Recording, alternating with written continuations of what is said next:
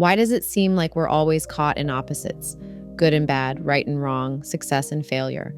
Why does it feel like we're forever trying to get somewhere, to fix something, or to avoid what we don't want? These questions go straight to the heart of the human experience, and they touch on one of the oldest stories we've told ourselves, the story of the fall. In religious traditions, the fall is often described as humanity's descent from grace, a moment when we lost our original wholeness. But what if this story isn't about a literal event? What if it's a metaphor for something that happens in each of us every day, something so subtle and pervasive that we rarely notice it? Let's start with the story of the forbidden fruit. In the biblical account, Adam and Eve eat from the tree of the knowledge of good and evil. On the surface, it's often seen as a story of disobedience and punishment, but let's look deeper. This isn't about breaking a rule or angering a distant God. It's about a profound shift in perception. Before they ate the fruit, Adam and Eve lived in unity. They didn't see the world in terms of opposites. There was no good or bad, no self and other, only the seamless fullness of being. They simply were, existing in harmony with what is. But something happened when they ate the fruit. Their perception changed. Suddenly, they began to divide the world, good versus evil, right versus wrong, desirable versus undesirable. Along with this division came a startling realization. They were naked. Now, this nakedness is more than a recognition of their physical state. It's the moment they became self-conscious. For the first time, they saw themselves not as part of the whole, but as separate beings, exposed and vulnerable.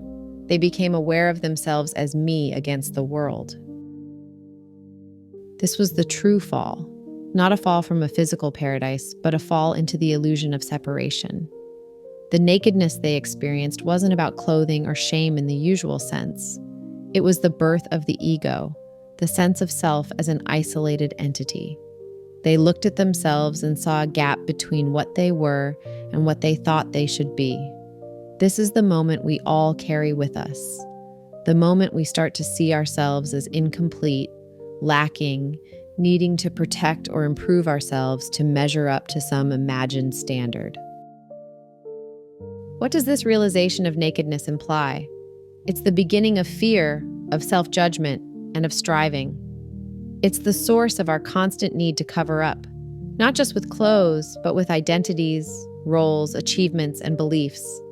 We try to shield ourselves from the vulnerability of being exposed, of being seen as we truly are. But here's the irony. What we're trying to cover up is the very thing that connects us to the whole.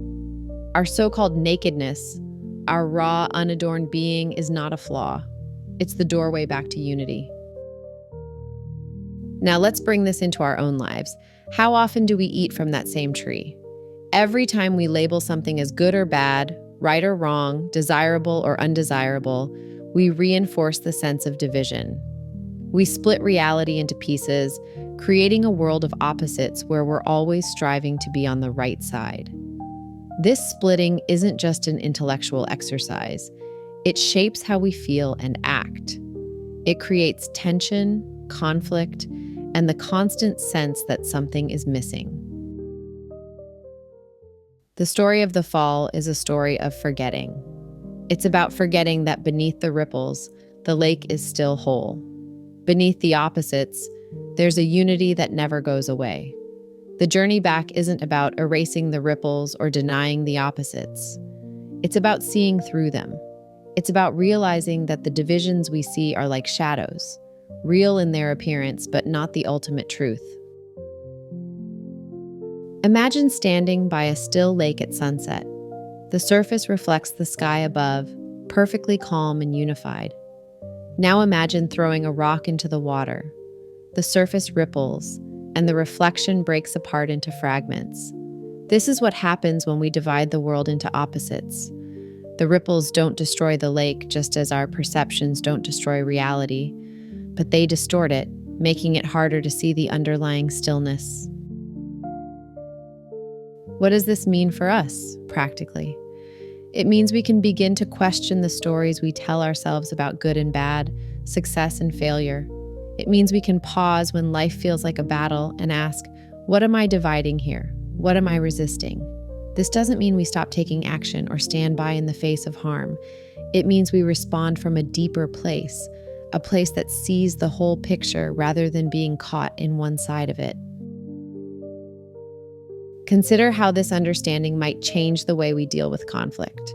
Imagine someone cuts you off in traffic or speaks to you harshly. The first instinct is to label it as bad, to react with anger or frustration. But what if, instead of reacting, you paused and took a breath? What if you saw the situation not as a personal attack, but as part of a larger flow? This doesn't mean you agree with the behavior. It means you respond from clarity, not from judgment. This is the deeper meaning of the story of the fall. It's not about original sin or punishment. It's about the moment we began to see the world through the lens of opposites and the suffering that comes from that perception. The journey back is not about undoing what's been done. It's about waking up to the truth that was never lost. It's about remembering that the opposites we see are expressions of a deeper unity. When we begin to live from this understanding, something shifts. The world starts to feel less heavy. The conflicts that once consumed us lose their grip. We stop seeing others as enemies or obstacles and start seeing them as fellow travelers caught in the same patterns of duality. This doesn't make us passive, it makes us compassionate. It allows us to act with wisdom and kindness rather than from fear or anger.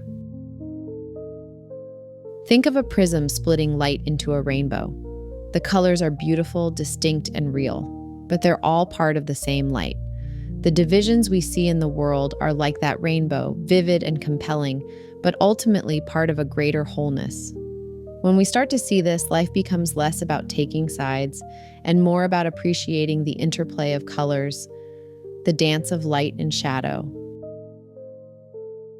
So the next time life feels like a battle, pause. Take a breath. Remember the lake beneath the ripples, the light behind the colors. The divisions you see are not the whole story. Beneath them lies a stillness, a wholeness that's always here. And in that stillness, you're already home.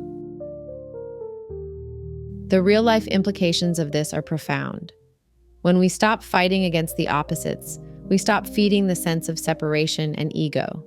We begin to live from a place of stillness, a place that sees the whole picture. This doesn't mean life becomes perfect or pain disappears. It means we meet life as it is, without the added weight of division and resistance.